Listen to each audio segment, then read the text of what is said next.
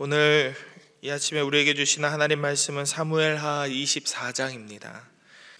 오늘도 이 말씀을 통하여서 하나님께서 우리 모두에게 은혜 주시기를 원합니다. 간밤에 평안하셨습니까? 오늘의 말씀은 사무엘하 23장에서 보았던 경건하고 칭찬받는 왕의 모습이 아니라 하나님의 진노를 사는 사람의 모습으로 다윗이 그려집니다. 1절의 말씀을 보면 하나님께서 이스라엘을 향해서 진노하셔서 그들을 치시기 위해 다윗을 사용하시는 것을 볼 수 있습니다. 하나님에 의해서 인구조사를 할 마음을 품게 된 다윗은 곧바로 군사령관인 요압에게 명령을 내립니다. 이스라엘 전 지역을 조사해서 모든 이스라엘 백성들의 수를 파악해 가지고 와라 라는 그런 명령입니다. 다윗이 했던 인구조사가 하나님 보시기에 악했던 이유가 무엇이었을까요? 민수기라는 책을 보면 하나님은 민수기 1장과 26장에서 두 번이나 인구조사를 명하고 있습니다. 그러나 그때에는 당연히 아무런 진노가 없었습니다. 징계도 없었습니다. 하나님께서 시키셨던 일이기 때문이었는지 아무런 제재가 없었습니다. 하나님이 지시하신 인구조사와 다윗이 시행한 인구조사와의 차이가 무엇이었을까요? 솔직히 우리는 인구조사를 한 사람이 누구인지 혹은 그 일을 어떻게 수행했는지 그런 일들에 대해서 굳이 궁금해할 필요가 없습니다. 모든 일의 시작은 사람의 마음에서 시작되는 것이기 때문에 그 일이 어떤 시발점에 의해서 시작되게 되었고 왜 하필 다윗이었는가 하는 것을 고민해 보면 되는 것입니다. 오늘 본문 1절에서 하나님이 다윗을 격동시켰다라는 표현이 있습니다. 다윗을 격동시켰습니다. 이 부분을 공동 번역본 성경으로 보면은 1절의 말씀이 이렇습니다. 한번 들어보십시오. 야훼께서 다시 이스라엘에 진노를 내리실 일이 있어 다윗에게 이스라엘과 유다의 병적을 조사할 마음을 품게 하셨다. 단순한 인구조사가 아닌 것을 우리가 보게 되죠. 병적을 조사하는 것입니다. 군대를 조사하는 것이고 자기 힘이 얼마나 대단한지, 자기 힘이 얼마나 늘었는지, 앞으로 이 힘으로 무엇을 할 수 있는지를 가늠하기 위한 병적 조사였습니다. 그것을 위해서 하나님께서는 다윗에게 이 일을 행할 마음을 품게 하셨다는 것이죠. 그냥 단순한 생각이 아니고 의지를 갖게 하셨다는 것이 아니라 마음을 품게 하신 것입니다. 하나님은 다윗의 마음을 움직이셨고 그 마음의 목표는 온 이스라엘의 군사력을 측정하는 것이었습니다. 왕이 자기 나라의 군사력을 측정하는 이유가 무엇이었을까요? 그리고 요압에게 굳이 내 나라의 병적이 얼마만큼인지 알아와라 라고 시키기 전에는 어느 정도 가늠할 수 없었을까요? 저는 당연히 알고 있었을 것이다 생각합니다. 물론 지금처럼 정보가 정확하지는 않았을지라도 왕이라고 한다면, 적어도 한 나라를 다스리는 왕이라고 한다면 자기 나라를 지킬 수 있는 힘이 어느 정도인지에 대한 기본적인 정보는 알고 있었겠죠. 그럼에도 왕이 자기 나라의 군사력을 측정하는 이유가 무엇이었을까요? 아마도 방금 전에 말씀드린 것처럼 타국의 침략에 맞서서 자기 나라의 능력의 수준이 얼마만큼인지를 점검하는 것이 가장 큰 이유가 될 것입니다. 그러나 다윗이 다스리던 이스라엘은 주변 국가가 감히 넘볼 수 없는 강력한 군대를 가진 그런 국가였습니다. 사무엘하 8장 14절에 이런 표현이 있습니다. 다윗이 어디로 가든지 여호와께서 이기게 하셨더라. 다윗이 어디로 가든지 누구와 만나든지 하나님께서 다윗과 다윗의 군대를 이기게 하셨다라는 것이 사무엘하 8장 14절에 나와 있습니다. 다윗과 그 군대는 하나님의 도우심을 받아서 어디로 가든지 승리하던 그런 군대였습니다. 그러나 이것은 그들의 군사력의 힘과 양에 의한 것이 아니라 절대적으로 하나님의 도우심으로 이기게 하시는 은혜의 결과였음을 우리는 모두 알고 있습니다. 그러나 다윗은 잘못된 마음을 품고 자신의 군사력이 얼마나 되는지를 측정하려 했습니다. 그리고 이를 말리는 요압 장군의 말에도 아랑곳하지 않고 인구조사를 재촉하여서 서두르게 했습니다. 내가 시켰으니까 빨리 해와라. 나는 알고 싶다. 우리나라의 군사가 얼마만큼인지 숫자로 보여다오. 한마디로 하나님은 다윗의 마음 한구석에 있는 자기의, 나를 드러내고 싶은 자기의와 자기 자랑의 욕망을 움직이셔서 그에게도 여전히 인간적인 교만함이 남아있었던 것을 보여주셨던 것입니다. 우리는 이것을 요한일서 2장 16절에 있는 이생의 자랑으로 생각해 볼 수 있을 것 같습니다. 인간은 모두 연약한 존재이기 때문에 누구나 죄의 유혹을 받습니다. 종교개혁자 마틴 루터는 이렇게 말했습니다. 자기 머리 위로 새가 날아가는 것을 막을 수는 없다. 그러나 새가 자기 머리 위에 둥지를 트는 것은 있어서는 안 되는 일이다 라고 말을 합니다. 모든 사람들이 죄의 유혹을 받습니다.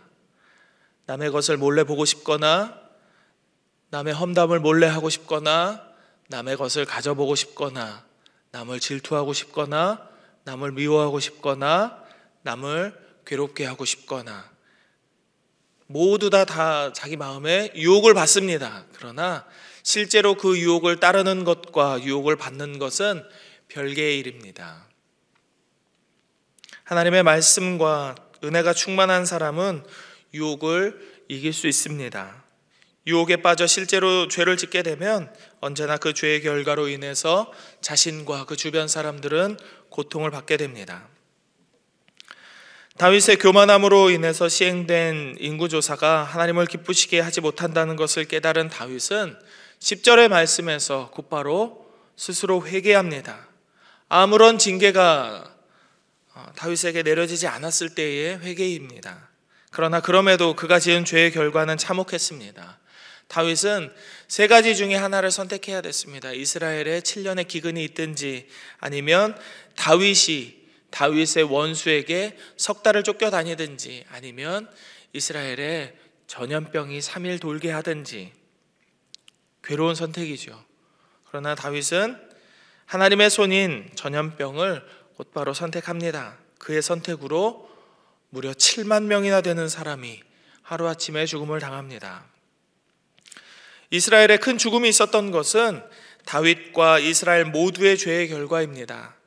성경에서 이스라엘의 죄가 무엇이었는지, 그들이 왜 죽을 만한 일을 행했는지는 알려주고 있지 않지만 다윗의 교만함으로 인한 어리석은 행동은 분명히 하나님의 진노를 사기에 충분했습니다. 그러나 다윗의 교만함에도 불구하고 이스라엘 백성들이 7만 명이나 죽었던 것은 분명히 다윗뿐만 아니라 이스라엘의 범죄 때문이었다는 사실을 우리는 기억해야 하겠습니다. 여기서 다윗과 그의 백성들은 분명한 차이점을 보이고 있습니다. 다윗은 회개했고 이스라엘의 백성들은 7만 명이나 죽는 가운데에도 아무도 회개하지 않았다는 것입니다. 아무런 움직임을 보이지 않았죠. 다윗은 은 50세겔의 값을 치르고 아라우나라고 하는 사람의 타작마당과 아라우나의 소유였던 소를 사서 하나님께 번제를 드립니다. 그리고 그 제사를 통해서 이스라엘에 내려졌던 재앙은 비로소 끝을 보게 됩니다. 우리는 오늘의 본문에서 몇 가지를 생각해 볼 수 있겠습니다. 첫째로는 하나님께서 다윗을 기다려 주셨다는 것입니다. 하나님은 다윗이 인구조사를 막 마친 후에 아니 이런 악한 일을 하다니 내가 너를 혼내줘야 되겠다, 바로 징계하지 않으셨습니다. 그가 요압을 통해 인구조사의 숫자를 보고받고 나서 양심의 가책을 느껴 곧바로 10절에서 하나님 앞에 회개했을 때 하나님은 선지자 갓을 보내셔서 죄의 대가에 대해서 선택하라고 말씀하셨죠. 다윗이 회개했던 것은 어떤 계기가 있었던 때문이 아닙니다. 재앙 때문에 후회하고 나쁜 일이 있었기 때문에 뒤늦게 잘못을 구했던 것이 아닙니다. 그는 하나님께서 내리신 재앙이나 선지자들의 책망 없이도 진정으로 하나님께 회개했던 것이죠. 그러나 우리의 모습은 때로는 다윗과 같지 않습니다. 종종이죠. 자주이죠. 다윗과 같지 않습니다. 어떤 나쁜 일들이 일어났을 때 이렇게 하면 안 되는구나.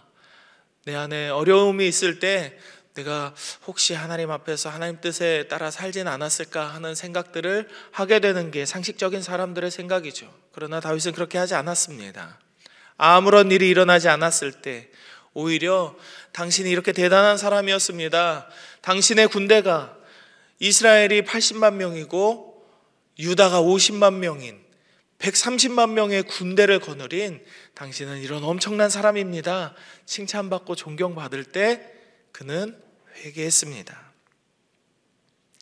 다윗의 이런 태도는 사무엘하 12장에서 다윗이 밧세바의 일로 나단의 책망을 들은 후에 죄를 비로소 깨달았던 것과 아주 명확하게 비교됩니다. 그때만 하더라도 나단이 다윗을 강하게 책망했습니다. 당신 나쁜 사람입니다. 당신은 죄를 저질렀습니다. 나단에게 책망을 입었을 때 그때 다윗은 죄를 깨달았죠. 그러나 이번에는 아무런 책망도 없었고 그 누구도 다윗을 비난하지 않았습니다. 그러나 스스로 자신의 죄를 깨달았던 것이죠. 이번에는 다윗이 스스로 회개하여 하나님의 용서를 구하는 진실한 왕의 모습을 보여주었습니다. 하나님이 다윗을 기다려주신 것은 전적으로 하나님의 은혜였습니다. 그리고 다윗이 재앙을 선택할 수 있도록 고르게 하신 것도 하나님의 은혜였다라고 저는 믿습니다. 하나님은 그를 기다려주시고 그에게 재앙을 선택하도록 하시면서 그에게 은혜와 자비를 베푸시는 통로를 열어주셨던 것이죠. 다윗이 사람의 손이 아닌 하나님의 손에 빠지기를 원한다라는 이런 선택을 했던 것은 다윗의 인생이 잘 될 때나 혹은 죽음의 골짜기를 걸을 때에나 한결같이 하나님의 손이 붙들어 주시기를 바라는 믿음의 회복이 있었음을 우리는 알 수 있게 되는 것입니다. 하나님, 제가 병사를 130만 명이나 거느린 대단한 나라의 왕이었을 때에도, 그리고 하나님께서 나를 치셔서 내가 하나님의 진노와 징계와 재앙으로 인하여서 넘어질 때에도 여전히 저는 하나님의 손에 붙들려 있는 사람입니다. 하나님, 저에게 자비를 베풀어 주옵소서. 모든 것을 하나님께 맡겨드립니다 하는 마음으로 하나님의 손의 징계를 받기를 원했다는 것입니다. 오늘 본문을 통해서 우리에게 말씀하시는 두 번째는 하나님의 것과 내 것을 분명히 구분할 줄 아는 자에게 은혜가 임한다는 사실입니다. 하나님은 다윗이 이미 회개한 것을 알고 있었습니다. 그래서 하나님은 18절의 말씀을 통해 갓을 보내서 화목제를 드릴 것을 말씀하십니다. 이스라엘의 모든 것은 하나님의 것이고 하나님께서 그 소유를 주장할 수 있습니다. 그러나 다윗도 왕이었죠. 왕이었기에 왕으로서의 권력과 권리를 갖고 있었습니다. 비록 이방 민족이기는 하지만 여부스 민족이 살고 있던 땅은 분명히 이스라엘 경내에 있는 다윗의 땅이었습니다. 다윗은 여부스 사람 아라우나의 타작마당에서 제단을 쌓으라는 갓의 말에 순종하여서 그의 타작마당과 소를 사기로 결정합니다. 아라우나는 진심으로 충성된 마음으로 자기가 가진 모든 것을 다 드리겠습니다. 이것을 통해서 왕은 하나님께 제사를 지내시고 하나님께서 왕을 기쁘게 받으시기를 원합니다. 이렇게 자기의 좋은 마음을 보여주었지만 다윗은 한사코 그것을 거절하면서 대가를 치릅니다. 이것은 하나님께 드려지는 것은 다른 누군가의 희생과 헌신이 아닌 나 자신의 희생과 헌신이어야 한다는 것을 보여주는 것입니다. 우리 말씀 다시 한번 보겠습니다. 24절의 말씀입니다. 같이 한번 읽어볼까요? 시작. 왕이 아라우나에게 이르되 그렇지 아니하다. 내가 값을 주고 내게서 살이라. 값 없이는 내 하나님 여호와께 번제를 드리지 아니하리라. 여기까지 읽겠습니다. 값을 주고 살 것이다. 값 없이는 여호와께 번제를 드리지 않겠다. 이렇게 말을 하는 거죠. 다윗은 아라우나의 헌신과 희생으로 드려지는 제단이 아니라 본인 다윗 자신의 헌신과 희생으로 드려지는 그 제단을 원했던 것입니다. 하나님 앞에서 자신의 죄를 있는 그대로 고백하고 그 죄의 대가에 대해서 불만을 갖거나 회피하려 하지 않고 하나님과의 화목을 위한 섬김에도, 그 헌신에도 여전히 자기 자신이 오롯이 책임을 지려고 하는 다윗의 모습이었습니다. 하나님을 사랑하는 사람은 이렇게 하나님의 것과 자신의 것, 타인의 것을 분명하게 구별할 줄 아는 사람입니다. 아무 것으로나 하나님께 감사와 헌신을 표현하지 않습니다. 남는 재정, 남는 시간, 누가 나에게 공급하는 내가 가진 것 과외의 것으로 하나님께 감사의 표시를 하지 않습니다. 그래서 예전 어른들의 이야기를 들으면은 신앙에 대해서 여러 가지 많은 것을 배울 수 있지만 특별히 헌금을 준비하는 마음에 대해서 배우게 됩니다. 저는 그렇게까지는 못하는데요. 저희 어머니 세대, 그러니까 바로 여러분의 세대이죠. 은행에 가셔서 새돈을 바꿔서 헌금을 하시는 분들 많으시잖아요. 그리고 그게 여의치 않을 때는 이 종이돈을 책갈피에 껴놓으셨다가 다림질을 해서 내시는 분들도 계셨고, 저는 최소한의 양심으로 미리 봉투에만 넣어서 그렇게 내고는 했습니다. 그런데 요즘 시대는 너무너무 편해졌죠. 핸드폰으로도 얼마든지 샥샥하고 헌금을 보낼 수 있는 시대가 되었습니다. 계좌이체를 하고, 헌금을 냈다 안 냈다의 문제가 아니라 본인의 마음인 것이죠.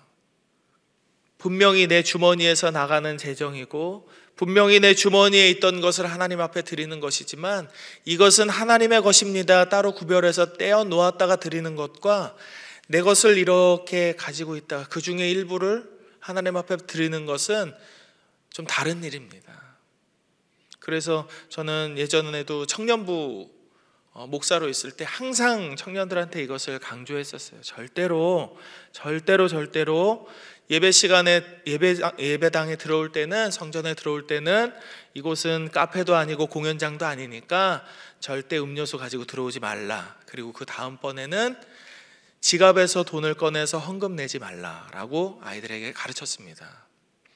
최소한 문 밖에서 돈을 꺼내서 성경책에 끼워 가지고 와서도 했으면 좋겠다. 그렇게라도 했으면 좋겠다라고 가르쳤어요.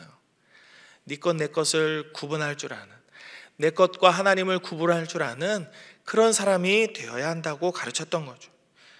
하나님을 사랑하는 사람은 그렇게 자기 헌신으로 내가 하나님 앞에 이것을 드립니다 라고 따로 구별하고 따로 떼어서 헌신할 줄 아는 사람이어야 하기 때문입니다. 다윗은 비록 교만함으로 하나님 앞에 죄를 드러냈지만 그는 회개했고 하나님과의 관계를 회복했습니다. 그리고 그 모든 과정 안에서 하나님은 그를 기다려주시면서 은혜로 화답해 주셨습니다. 오늘을 살아가는 우리의 삶 속에도 이런 믿음이 있기를 소망합니다. 다른 어떤 것보다도 하나님과의 사랑의 관계를 소망하고 그것을 위해서 기꺼이 자신의 삶을 내어드릴 수 있는 헌신의 마음을 가진 그런 사람의 믿음입니다. 이 믿음을 가진 삶을 살아갈 때 하나님께서는 미리 예비하신 자비와 은총의 복을 우리에게 아낌없이 베풀어 주실 줄로 저는 믿습니다. 그리고 다윗 한 사람의 회개로 인해서 온 백성이 구원받았던 것을 우리가 보았던 것처럼 여러분 한 사람 한 사람, 여기 있는 우리 모두 한 사람 한 사람의 믿음의 삶을 통해서 우리 가족과 우리 교회와 우리 삶의 터전이 온전히 하나님의 복으로 채워질 것을 기대하는 이 하루를 살아가시기를 바랍니다. 이 믿음으로 오늘을 살고 승리하는 우리 모두가 되기를 다시 한번 주의 이름으로 축복합니다. 함께 기도하겠습니다. 이 시간 기도하실 때에는 하나님과의 관계를 소중히 여기며 그분께 마땅히 드려야 할 시간과 헌신을 드릴 수 있는 믿음의 삶을 살아갈 수 있게 해주십시오. 그렇게 기도하십시다. 그리고 그 다음으로는 새로운 한 주를 시작하는 모든 광양제일의 성도들이 하나님의 말씀 안에서 풍성한 은혜를 누리며 살아갈 수 있도록 기도하십시다. 담임 목사님에게 영육간의 강건함이 있도록, 그리고 겨울 행사를 준비하는 모든 교회 학교 부서들을 위해서 기도해 주십시오. 이 자녀들이 여러분의 자리에 30년, 40년 후에 있게 될 것입니다. 저 아이들이 장로가 되고 저처럼 목사가 되고 권사와 안수 집사가 되고 이 교회를 이끌어갈 기둥들이 될 것입니다. 아이들이 믿음을 얻게 해달라고 겨울 행사를 준비하는 모든 교회 학교 부서들을 위해서도 함께 이 시간 기도하겠습니다.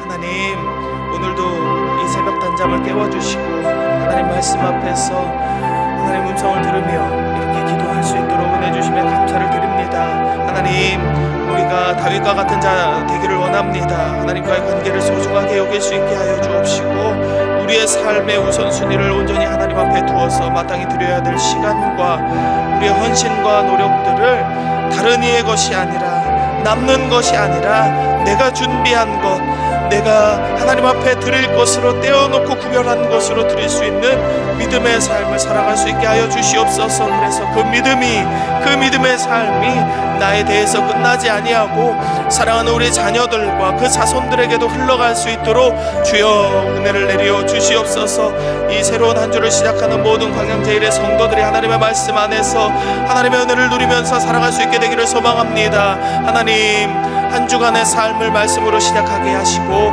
저들의 삶에 기도가 끊이지 않게 하시고 언제나 성령이 충만한 삶을 소망하게 하여 주시옵소서.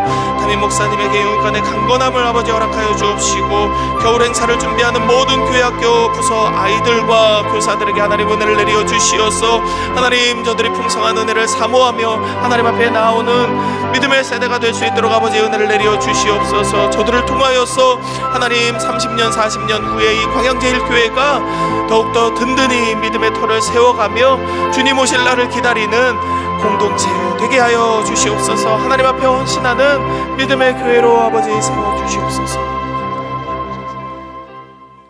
하나님, 오늘 우리가 다윗의 삶을 통하여서 믿음의 사람이 어떻게 살아가야 하는지에 대해서 잠시 시간을 가져보았습니다. 하나님, 우리의 연약한 믿음을 불쌍히 여겨주시고 긍휼히 여겨주시어서 우리가 언제나 하나님 앞에 진실된 사람으로 하나님의 말씀을 사모하는, 하나님의 은혜를 갈구하는 믿음의 사람으로 살아가게 하여 주시옵소서. 죄를 지을 때가 있어도 그 죄를 회개할 줄 알며 그 죄에 합당한 열매를 온전히 믿음으로 받아들일 줄 아는 용기 있는 사람 되게 하시고, 죄를 미워하여 짓지 않을 수 있는, 그리고 하나님의 것과 나의 것을 구별하여 떼어놓을 수 있는 지혜가 있는 자 되게 하여 주시옵소서. 하나님, 이 한 주를 살아가는 이 한 주의 첫날, 주님, 우리가 말씀으로 이 한 주를 살아갈 수 있게 되기를 원합니다. 모든 광양제일의 성도들이 믿음으로 이 한 주를 살아갈 수 있게 되기를 소망합니다. 주의 성령으로 우리를 충만하게 하시고 인도하여 주옵소서. 담임 목사님을 영육간의 강건함을 지켜주시고, 겨울 행사를 준비하는 모든 교회 학교 부서마다 하나님께서 은혜 내려 주시어서 사랑하는 우리의 자녀들과 우리의 자손들이 우리의 믿음보다 갑절의 믿음을 얻어서 이 완악한 세대 가운데에서 저들이 빛과 소금으로 살아갈 수 있는 믿음의 사람으로 성장할 수 있도록 주여 은혜 내려 주시옵소서. 저들을 통하여서 주님 오실 때까지 이 교회가 자리를 굳건히 지키며 하나님 앞에 영광 돌릴 수 있도록 주여 이 작은 행사마다 하나님께서 충만한 은혜로 함께하여 주시옵소서. 오늘도 환우들을 지켜주시고 마음이 어려워서 낙심한 자들을 돌보아 주시고 위로하여 주시고, 재정으로 인하여서 넘어진 모든 자들의 마음 가운데 하나님 피할 길을 내어 주시옵소서. 우리의 모든 기도 제목 가운데에도 하나님께서 응답하여 주시기를 간절히 소망하며 거룩하신 예수님 이름으로 감사기도 드립니다. 아멘.